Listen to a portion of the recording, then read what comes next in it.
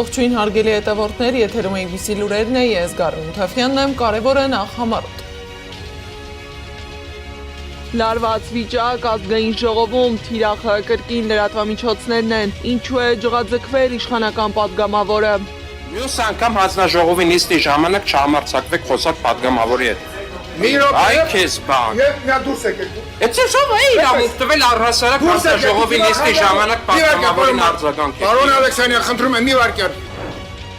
Քննչական կոմիտեն կաթողիկոսի խափանման միջոցը վերացնելու միջնորդություն է ստացել, ինչ մանրամասներ է հայտնի։ Հանուն եւ ընդդեմ Նախիջևանի, Ալիևը Նախիջևանին զրկել է ինքնավարությունից ու թրիփի վերաբերյալ բանակցությունների մասնակցելու հնարավորությունից։ Միջադեպ Եվրախորհրդարանում քաղաքացիական պայմանագրի պատգամավորները դեմ են քվեարկել հայամետ հայտարարությանը։ Եվս մեկ իրանցի պաշտոնյայի են սպանել, ում է այս անգամ թիրախ դարձրել Իսրայելը։ Եթե աշխարհը չկարողանա անսասան մնալ, ամերիկյան ագրեսիայի կրակը շատերին կայրի, Փեզեշքյանն ուղերձ է հղել։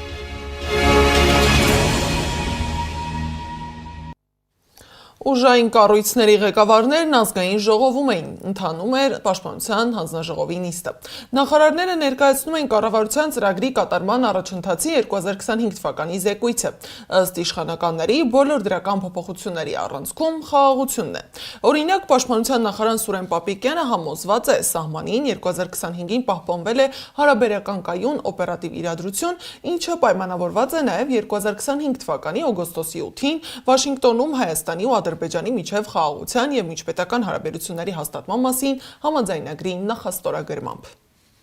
2025 թվականի ընթացքում սահմանային հատվածներում մարտական պայմաններում զոհեր և վիրավորներ չեն եղել։ 2025 թվականին հաստատվել է բանակի կերպափոխման հայեցակարգից բխող գործողությունների ծրագիրը, որի շրջանակներում իրականացվել են զինծառայողների ատեստավորման, պաշտպան հայրենիաց ծրագրի շահառուների շրջանակների ընդլայնման, արհեստավար սերժանտական համակարգի և հրահանգիչների ինստիտուտի զարգացման, պատրաստության նոր ծրագրերի մշակման,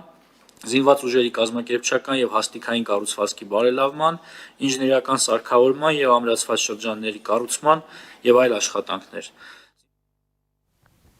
Խաղաղության շնորհիվ է նաև, որ անկախությունից ի վեր 2025 թվականն առաջին տարին է, երբ Հայաստանի քաղաքացիների միգրացիոն դրական սալդո ունենք, համոզված է ներքին գործերի նախարար Արփինե Սարգսյանը։ Նախարարի խոսքով, այս միտումը պետք է խնամքով պահպանել և ավելի արդյունավետ դարձնել։ Սա նշանակում է, որ հաստատված խաղաղության բազմաթիվ ոլորտային բարեփոխումների արդյունքում առաջին անգամ արձանագրվում է ՀՀ քաղաքացիների ներգաղթ եւ այս միտումները մենք պետք է խնամքով պահպանենք եւ ավելի արդյունավետ դարձնենք։ Երկրորդ արձանագրումը Հայաստանը այս պայծրությամբ միակ պետությունն է, ում հետ ԵՄ-ն ակտիվ երկխոսություն է վարում վիզաների ազատականացման թեմայով եւ միակ պետությունն է, որը երկխոսության մեկնարկից ի վեր ռեկորդային արագ ժամանակահատվածում ստացել է գործողությունների ծրագիրը։ Սակայն Սարգսյանի զեկույցը ներկայացնելու ժամանակ վիճակը լարվեց դահլիճում, երբ ընդդիմադիր պատգամավոր Գեգամ Մանուկյանը ներքին գործերի նախարարին հարցրեց, թե ինչ հիմնավորմամբ է 300 ոստիկան ուղեկցել 10 եպիսկոպոսի մայրաթոռում, ինչին ականատես են եղել տասնյակ լրատվամիջոցներ։ Այս հարցից հետո ՔՊ-ական Վահագն Ալեքսանյանը բարկացավ։ Մանուկյանը գնաց, բայց պա Մանուկյան, ասում եք հենա լրագրողները նստած են, սենց նայում եմ ուղղակի աչքով։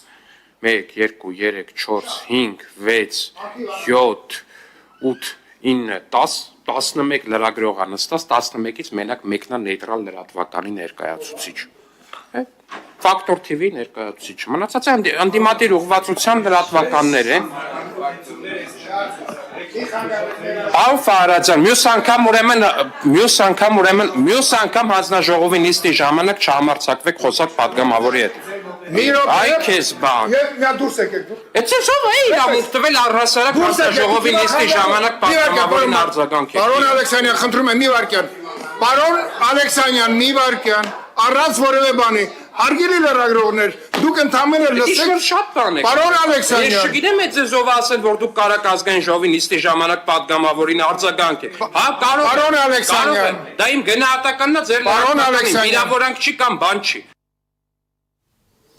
Այս ֆոնին էլ քննչական կոմիտեն ամենայն հայոց կաթողիկոսի խափանման միջոցը վերացնելու վերաբերյալ միջնորդություն է ստացել։ Քննչական կոմիտեն հայտնել է, որ օրենքով սահմանված ժամկետում կքննեն միջնորդությունը։ Հիշեցնեմ, որ ամենայն հայոց կաթողիկոսին ի թիվս այլ հոգևոր առաջնորդների հրավիրել են մասնակցելու համայն Վրաստանի կաթողիկոս պատրիարք Իլիա II-ի հուղարկավորությանը։ Սակայն Գարեգին II-ի նկատմամբ սահմանել են երկրից բացակայելու արգելք։ Ամենայն հայոց կաթողիկոսը ցանկանում է մասնակցել ՍՔՈ արարողություններին, քանի որ նրանք մտերիմ պատմական հարաբերություններ ունեին։ Գործեր հոգևորականների, ընդդիմադիր գործիչների դեմ բազմաթիվ կալանավորներ։ Այս իրականությանը զուգահեռ Փաշինյանը հայտարարում է, որ եթե իր ղեկավարած ուժը չհաղթի գալիք խորհրդարանի ընտրության ժամանակ, ապա պատերազմ կլինի։ Պատերազմն իրական սպառնալիք է, թե հերթական ծուղակը ընտրությանն ընդառաջ։ Ընդդիմությունն է արձագանքել Փաշինյանի հայտարարությանը։ Միասնության թևեր քաղաքական նախաձեռնության ղեկավար Արման Թաթոյանն ասել է. Հայաստանում կա մեկ պատերազմի կուսակցություն եւ դա այն քաղաքական ուժն է, որը բերել է պատերազմ ու պարտություն։ Հայաստանում ձեզանից բացի չկա պատերազմի այլ կուսակցություն եւ ձեր հայտարարությունն ամբողջությամբ սուտ է ու դուք դրա մասին լավ գիտեք։ Ես ասում եմ նաեւ այն քաղաքական ուժերի մասին, որոնք գործում են Հայաստանում։ Թեև նրանց հետ ես ունեմ տարաձայնություններ նաեւ, բայց այս փաստը պետք է հստակ արձանագրել։ Հայ ժողովուրդը երբեք չի ցանկացել ու չի ցանկանում պատերազմ։ Ըստ իս պատերազմ չի ցանկանում նաև Ադրբեջանի ժողովուրդը, բայց Ադրբեջանի պես վարչակարգերի համար պատերազմները եղել ու շարունակում են մնալ իշխանություն պահպանելու գործիք, ու դուք հիմա եկել մեզ սպառնում եք պատերազմով։ Իսկ ազգային ժողովի Հայաստան խմբակցության падգամավոր Իշխան Սաղաթելյանն ընդգծել է, որ Փաշինյանը նույն տեքստերն ասել է նաև 2021-ի ընտրությանը, սակայն այս 5 տարվա ընթացքում տեղի է ունեցել 2 պատերազմ։ Փորձում ենք ներկայանալ խաղաղության երաշխավոր, բայց ըստ էության ինքը պատերազմի պարտության երաշխավորն է, որպեսզի մարդկանց վախեցնի եւ կրկին վերարտադրվի։ Ուրեմն լսի Նիկոլ Փաշինյան, պարտության, պատերազմի, դավաճանության, հայրենիք հանձնելու, նվաստացման, զոհերի եւ ողբերգության խորհրդանիշն ես անձամբ դու։ Երաշխավորված խաղաղության ընդհանրական պատկերացումով ընտրության գնացող ընդդիմությանը մեղադրել պատերազմի կուսակցություն լինելու համար նշանակում է օգնել Ալիևին մինչև ընտրությունը նորանոր պահանջներ ու պայմաններ առաջ քաշել, համոզված է այլընտրանքային նախագծեր խմբի անդամ Վահե Հովհաննիսյանը։ Նրա խոսքով ամենահարմար պահն է ընդդիմադիր ուժերի միասնական պատասխանի համար։ Մեր ժողովուրդը ցավոք ոչ 2020-ին հասկացավ, թե իրեն ուր են տանում, ոչ 2021-ին, թե իրեն ինչ է սպասում, ու հիմա 2026-ին կա որոշակի հավանականություն, որ նույնիսկ այսքանից հետո չհասկանա, թե իրեն ինչ է սպասում ընդամենը ամիսներ անց։ Ընդդիմությունը կդառնա միասնական, ընդդիմությունը կունենա իմաստ, եթե սեփական ժողովրդին հանի պատերազմով վախեցնելու եւ խաղաղությամբ սպառնալու նիկոլական ծուղակից։ Եվրախորհրդարանում միջադեպ է տեղի ունեցել։ Ազգային ժողովի պատիվ ունեմ խմբակցության քարտուղար Հայկ Մամիջանյանը հայտնել է, որ իշխող քաղաքացիական պայմանագիր կուսակցության падգամավորները չեն միացել Հայաստանի ներքին գործերին չխառնվելու վերաբերյալ Ադրբեջանի իշխանությանն ուղղված կոչին։ Բացի այդ, падգամավորի խոսքով իշխանական падգամավորները դեմ են քվեարկել նաև հայ-թուրքական հարաբերությունների վերաբերյալ հայտարարության մեջ հայոց ցեղասպանության վերաբերյալ դրույթ ներառելուն։ Այդ հայտարարությունը վստահ եմ առաջիկայում այն կհրապարակվի թարգմանված տեքստով, ներառում է նաև մեկ կետ, որտեղ Եվրոպական միությունը նշում է, որ հաշվի է առել noted բառն օգտագործված, որ Հայաստանում առկա են կարծիքներ, որ օգտագործվում է դատական համակարգը, առկա են որոշակի ժողովրդավարական խնդիրներ, ոչ է անում ժողովրդավարությունը ֆունդամենտալ իրավունքները պահպանել եւ այլն։ Բայց սա համեմատած նախորդ մերժողականությանը, որ փորձում էին ներկայացնել իբր Հայաստանում ոչ մի խնդիր չկա ժողովրդավարության տեսանկյունից, հիմա գոնե ասում են, որ noted նկատում են, որ կան Հայաստանում քաղաքական եւ քաղաքացիական շրջանակներ, որոնք խոսում են ժողովրդավարական հետընթացի եւ իրավապահ համակարգի օգտագործման, քաղաքական նպատակներով օգտագործման մասին։ Փոխարենը կառավարությունը խոսում է արված աշխատանքի մասին, իսկ արցախցիների մի մասը կորուստների։ Տեղահանվածների հետ կազմակերպված հանդիպումը նորից բացել է ցավոտ հարցերը։ Ով է խոսում արցախցիների անունից եւ որքանով է դա արտացոլում իրականությունը, Սեդա Մակարյանն է ուսումնասիրել։ Հայաստանի ոչ մի կառավարություն Ղարաբաղի համար չի արել այնքան, որքան այս կառավարությունը, կարծում է Նիկոլ Փաշինյանը։ Կառավարության նախաձեռնած Արցախից տեղահանված անձանց նվիրված համաժողովին Փաշինյանն ու իր կառավարության անդամները հանդիպել են մի քանի տասնյակ արցախցիների հետ ու պատասխանել նրանց հարցերին։ Մեծարգո պարոն վարչապետ, մինչ հարց հնչեցնելը ցանկանում եմ ձեզ եւ Հայաստանի Հանրապետության ամբողջ կառավարությանը իմ պարզ եւ մարդկային շնորհակալությունը հայտնեմ ձեզ։ Տեղահանության առաջի օրից սկսած մինչ օրս կատարված ամեն ինչի համար։ Հանդիպման ժամանակ նրանց խոստացել են լուծել առկա խնդիրները, բնակապահովման հարցից մինչև աշխատանք ու առողջապահություն։ Մի քանի տասնյակ արցախցիների բնորոշմամբ էլ Նիկոլ Փաշինյանի իշխանությունը հերոսական աշխատանք է կատարել Արցախի ու արցախցիների համար։ Այն ինչ որ կատարել է Հայաստանի կառավարությունը, հիրավի չեմ զլանում ասել հերոսական աշխատանք է կատարել։ Արցախից բռնի տեղահանվածն ու բարը 2023 թվականին անգամ չի հասցրել հուղարկավորել ամուսնուն։ Ասում է հանդիպման ընթացքում հնչած շնորհակալության խոսքերը, երբ նույն նախադասության մեջ տեղավորվում են բռնի տեղահանություն բարակապակցության հետ, դառնում են ոչ թե գնահատանքի դրսևորում, այլ վիրավորանք։ Վիրավորանք նրանց համար, ովքեր կորցրել են տուն, հող, գերեզմաններ, հիշողություններ։ Վիրավորանք նրանց հասցեին, ովքեր մինչ օրս ապրում են անորոշության մեջ։ Չի հասկանում ինչու են տեղահանությունից հետո ջերմ ընդունելությունը որպես լավություն հրամցնում։ Իսկ ինչի ենք մենք ստեղ, որ մի հատ էլ ինքը ընդուներ։ Ինչի ենք մենք ստեղ։ Ինչի ենք տվել այդքան զոհ ու ստեղ։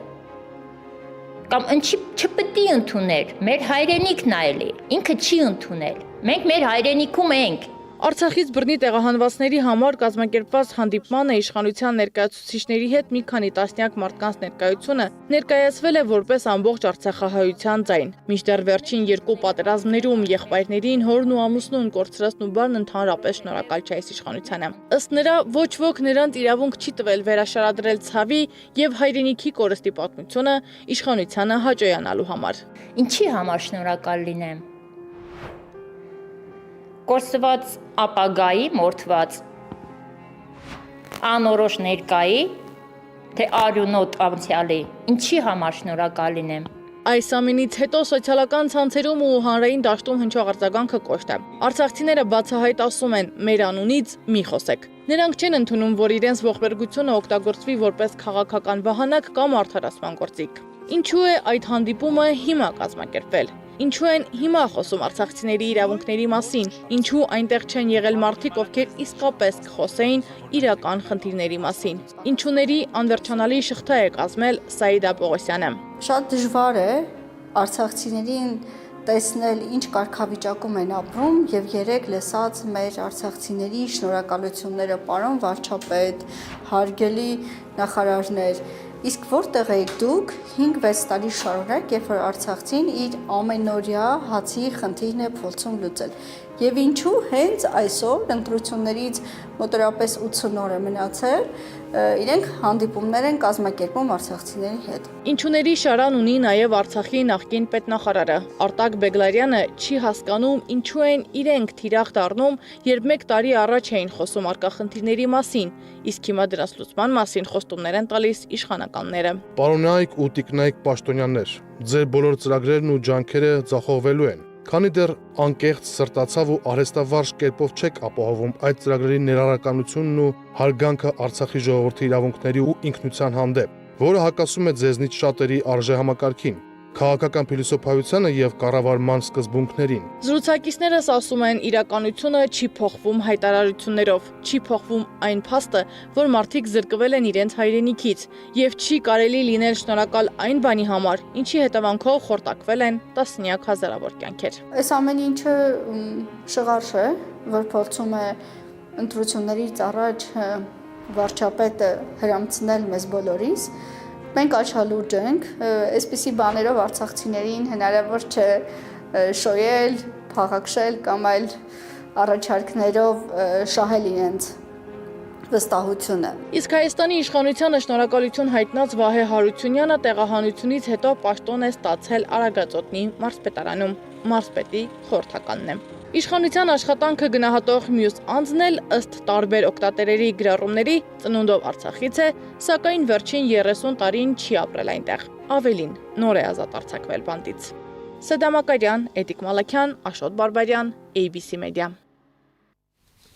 Պաշտոնական Երևանն ու Բաքուն խոսում են թրիփի մասին, որի հիմնական նպատակը Ադրբեջանը Նախիջևանին կապելն է, սակայն Ալիևը կարծես խաղից դուրս է հանում Նախիջևանի։ Ադրբեջանի նախագահը հաստատել է Նախիջևանի սահմանադրության փոփոխությունները, դրանք վերացնում են երկրի ոչհարակից մասի ինքնավարության մեծ մասը, փոխարենն Ալիևին տալով լիակատար վերահսկողություն քաղաքական կյանքի նկատմամբ իր անձնական ներկայացուցչին նշանակելով որպես շրջանի ղեկավար։ Նոր կանոնների համաձայն Նախիջևանի կառավարությունը հաշվետու կլինի այդ անձին, այլ ոչ թե շրջանի խորհրդարանին։ Սակայն Ալիևի ստորագրած վարչական փոփոխությունները կարող են ավելի կարևոր լինել։ Դրանք ենթադրում են, որ Նախիջևանն ինքը որևէ անմիջական դեր չի խաղա, այսպես կոչված Սյունիքի միջանցքի կամ թրիփի զարգացման վերաբերյալ բանակցություններում, եւ որ փոխարենը Բաքուն կլինի ադրբեջանական կողմի միակ խաղացողը։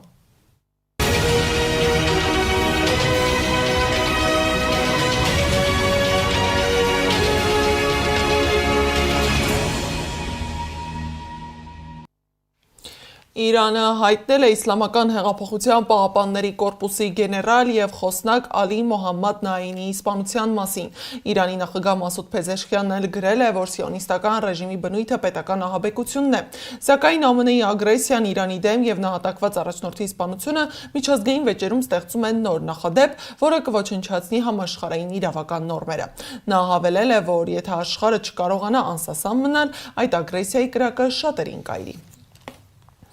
Սիրիայի նախագահ Ահմադ Ալ-Շարան խոսելով Իրանի պատերազմի մասին հայտարարել է այն, ինչ տեղի է ունենում հիմա պատմության մեջ մեծ ու հազվադեպ իրադարձություն է, որի ականատեսը չեն եղել երկրորդ համաշխարհային պատերազմից ի վեր։ Մենք ուշադիր հաշվարկում ենք մեր քայլերը եւ աշխատում ենք Սիրիային հեռու պահել ցանկացած հակամարտությունից, որպեսզի այն կարողանա պահպանել իր զարգացման եւ վերակառուցման ուղին, ասել է Սիրիայի ղեկավարը։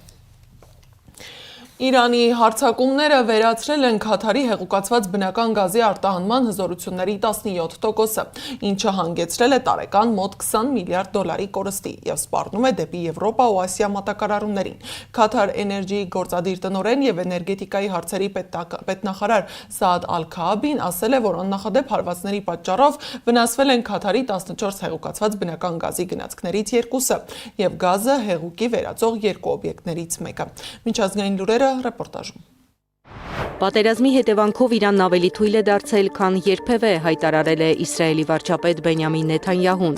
Ըստ նրա, Իրանն այլևս չի կարող հարստացնել ուրան եւ ի վիճակի չէ արտադրել բալիստիկ հրթիռներ։ 20-օրյա մարտերից հետո մենք հաղթում ենք, իսկ Իրանը կրում է ջախջախիչ պարտություն։ Իրանի հրթիռային եւ անօդաչու թռչող սարքերի զինանոցը զգալիորեն սպառվել է եւ կոչնչացրի, ասել է Իսրայելի վարչապետը։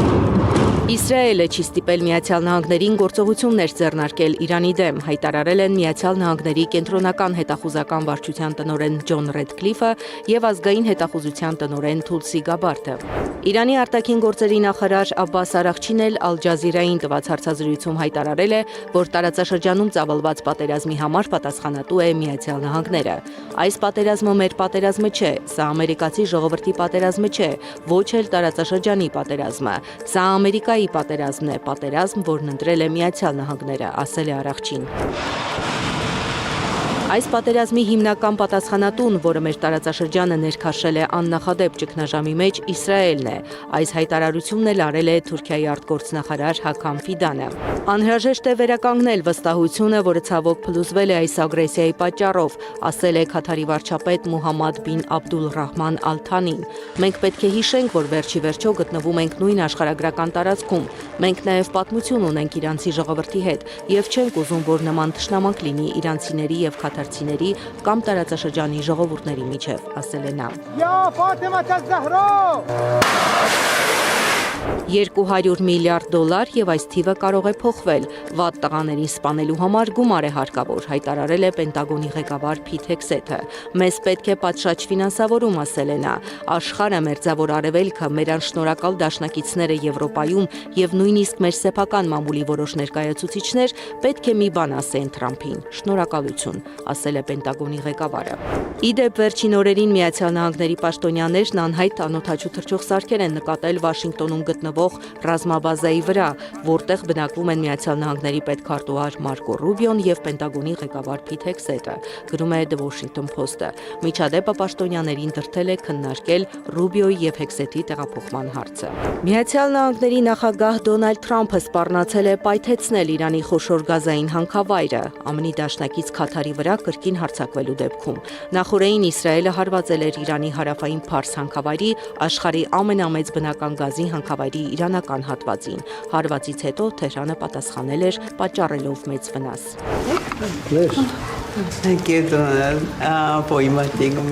Միայն Դոնալդ Թրամփը կարող է խաղաղություն հաստատել ամբողջ աշխարհում։ Միացյալ Նահանգների նախագահի հետ հանդիպմանն ասել է Ճապոնիայի վարչապետ Սանաե Տակայիչին։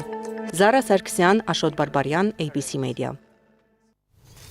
Եվ վերջում Սպիտակ տանը նախագահական փառքի ծառուղին Ճապոնիայի վարչապետին ցուցադրելիս Թրամփը ծաղրել է նախկին նախագահ Ջո Բայդենին։ Բայդենի դիմանկարի փոխարեն կախված է նրա ստորագրությունը պատկերող մեխանիկական գրիչ, որն ավտոմատ կրկնօրինակում է մարդու ստորագրությունը։ Նայելով ստորագրությանը Տակայիչին ծիծաղել է։ Այս ժամի համար նախատեսել էինք այսքանը, շարունակեք հետևել մեզ YouTube-ում, Facebook-ում, Telegram-ում, WhatsApp-ում, Instagram-ում ու TikTok-ում կամ այցելեք մեր պաշտոնական կայք www.abcmedia.am։ Լուրերի գլխավոր թողարկումը ժամը 18-ին է, եթերում կլինի Աննա Սարգսյանը։